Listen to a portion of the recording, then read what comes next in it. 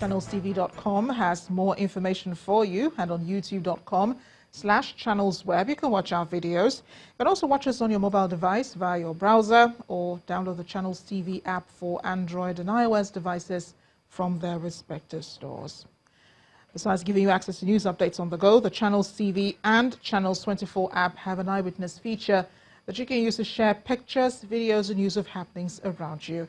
Just install the app, then tap and swipe to reveal the menu and follow the instructions. I look at some of the eyewitness photos and reports you sent in. We begin with this one. It's an abandoned road project in Benin City, the Edo State capital. It's actually Youth Road, Amagba, in GRA Phase 3. Now, according to the eyewitness reporter, the road project has been abandoned for the past 4 years. The eyewitness is asking the state government to intervene and get the contractors to fix the road, as it will ease the plight of residents. A story of road congestion in Apapa. This picture is taken here in Lagos. An upturned truck on a road in the Apapa area. The eyewitness says the vehicle fell back on the ground shortly after being lifted by a crane. He wants the authorities to do something about the congestion and constant gridlock caused by the presence of numerous trucks around Apapa and its environs. Also from Lagos State, we have this image of a map showing a portion of the Lagos-Ibadan Expressway.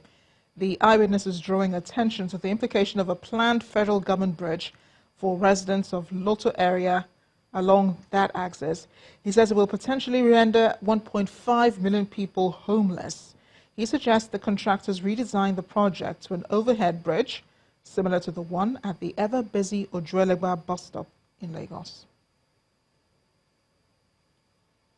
Interesting observations there. Thanks for sending in those pictures, and please keep them coming. Rescue operations in the country have been rated low, particularly operations carried out in collapsed building sites. In this next report, our correspondent Loretta Chiogo reviews the recent rescue operations on a 3-story building that collapsed on Lagos Island, killing students and residents. At every building collapse scene across Nigeria, the first move is to try to rescue survivors trapped in the rubble. The crawler excavator is mostly seen at sites like this. This excavator features a bucket weighing about 29 to 115 kilograms and is basically used for mining purposes, trench digging, landscaping and grading. For this purpose, the crawler digs and lifts the debris. And in this situation, saving all lives under the rubble may be limited. We have 3 types of equipment that we normally use at emergency scene. We have one that they call light duty equipment. Those light duty equipment, we have cutter, we have the spreader. We will go in. When we move in with the light duty equipment, we will be able to cut through about what is going on at the emergency scene. Immediately we ensured that there is no living person at the emergency scene. That is when we normally move in our heavy duty equipment. In the case of the recently collapsed 3-story building on Lagos Island, the excavator and the crane is seen at the site of the collapse. The excavator works for about 48 hours, combing through the debris, trying to locate a potential survivor.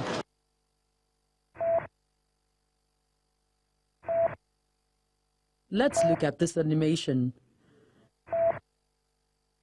The excavator works through the debris, pressing down its heavy weight, then digs close to where a victim lies.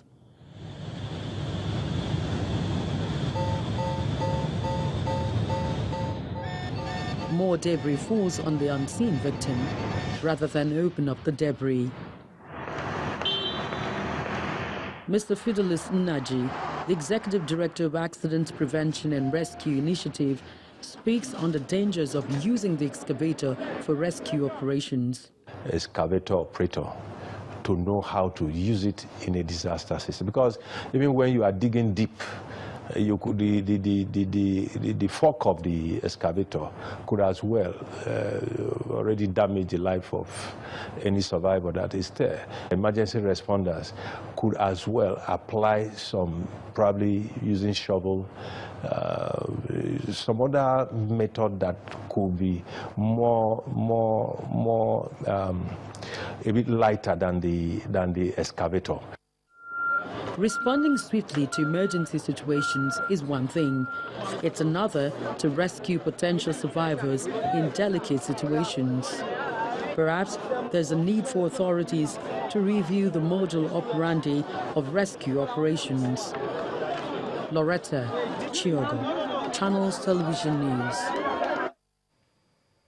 Let's talk some more about this now. We have joining us here in the studio Mr. Bayo Adiola, who is a structural engineer, and Mr. Julius Akpong, who is a safety expert. He is joining us via Skype. Gentlemen, thank you for joining us on the news at 10. Thanks for being here.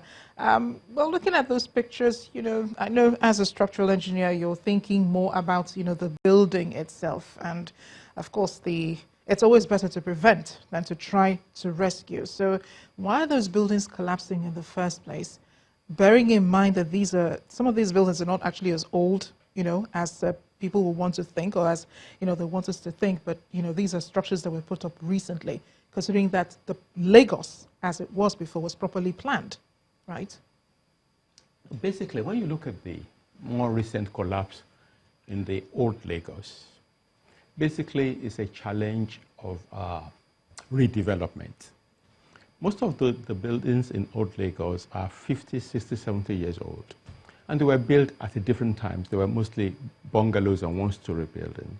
In the last 30, 40 years, due to the demand for accommodation, people have gone to rebuild them, making 3, 4 stories out of them. The streets are not wider. The infrastructure is not better.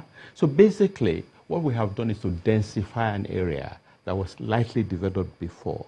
Now, the whole process of reconstruction hasn't been properly done. So we end up with buildings collapsing. There is no building that doesn't have a lifespan. And for you to extend its lifespan, you have to renovate it, you have to inspect it, strengthen it, renovate it. That is not being properly done. So people are putting more and more into less and less space and creating greater and greater hazards in the place. Yeah, and some are blaming building materials, saying that builders are cutting the owners of the structures short, by you use one portion of cement and you mix it with like 10 portions of sand, to put up structures and things like that. That seems to be a norm, mainly, and that's what people are complaining about. And they think that is why these buildings are collapsing. But you're saying it's the foundation itself, No, it's more complex. It's more complex. Like you said, like I said to you, buildings were done 50, 60 years ago, 70 years ago, and they were one-story buildings, bungalows and one-story buildings. What we're having now is that people are trying to make 4-story buildings of them. Okay? To do a 4-story building, the roads are not wider, the infrastructure is not better, the construction is not better. What that area of Lagos needs is a redevelopment. The engineering of it is clear. The physical planning of it is the next, and the engineering of it is to design a building that's safe. But do you make the roads wider? How do you pass more people through the streets? How do you give them more electricity? How do you give them more water? How do you make it work? Bearing in mind that there will be emergencies and you might need to bring in some of those emergency vehicles, you would need to be able to manage the environment. I guess that question is for you, Mr. Julius Akpong, the safety of it all. You see buildings collapsing, and then you notice that it's difficult even for rescue operators to get to the site of this building collapse because, they're trying to manage crowd. And then let's talk about the equipment that they're using. In the report there, one of the speakers there was talking about live duty equipment. I don't know if we actually do have that and if we use that for rescue operations in Nigeria. Yeah. Thank you very much, and good evening. You're talking about the equipment. Yeah. First and foremost, yeah, the report there was apt. It's, as you can see demonstrated there, it's very, very, very dangerous to use the payloader to just crush out the debris like that. However, in certain quarters in Lagos, where I've been on some sites of collapse, they now have procured some equipment that even detect people's voices that are buried under the rubble. So what they do is to, first of all, identify where the sound is from, and then they have cutters, sharp cutters, which they use to cut out the concrete from those areas. So yeah, it's wrong to use that when you've not brought out all the people. But I can tell you authoritatively, I've been there at times when I've seen them use some of those equipment by the Lasema response unit. Yeah, but it's always a waste of time, isn't it? I mean, the amount of time it will take to go and bring the equipment, and then you have the ambulances standing by, waiting to take injured to hospital and so on. There's a lot of time wasted while we're trying to get, the right equipment down to the areas, because as Mr. Adiola said, the roads are narrow, you have people all over the streets, so it's even more difficult. Yeah, I totally agree. And the problems are many. Most of the time when these things happen, people forget to use the emergency numbers, 767 and 112. That is the first issue. The second one is a lot of people don't even know these numbers. And then when emergencies happen, people don't seem to have the awareness that they should stay away from there and allow opportunities for those who have competencies in this area to access the scene. Like, let's use the case in point, the Tafaji issue. Everybody suddenly becomes a hero. Those who are making videos for social media are making videos. Those who, because their relatives are involved, so they are pushing through to the scene, are also there. You saw how everybody became a rescuer. And it was difficult for the authorized people to get through to the scene because a lot of these persons who were forcing their way through couldn't just be asked to leave. Right. So the best thing for us to do is to have a police force. There's a unit of a police force that is supposed to handle this. The disaster management unit is called the DMU. Every police station should have a DMU because they are supposed to be the first people to arrive there and cordon off the scene of that crime while waiting for the emergency rescuers, the competent emergency rescuers to arrive at the scene. Mr. Julius. Mr. Julius, we could go on. I wish we could, but this is where we end the conversation. Thank you again for joining us on the News at 10. Safety expert Julius Akmong and structural engineer Bayo Adiola. Thank you again, gentlemen. Thank you for coming on the News at 10.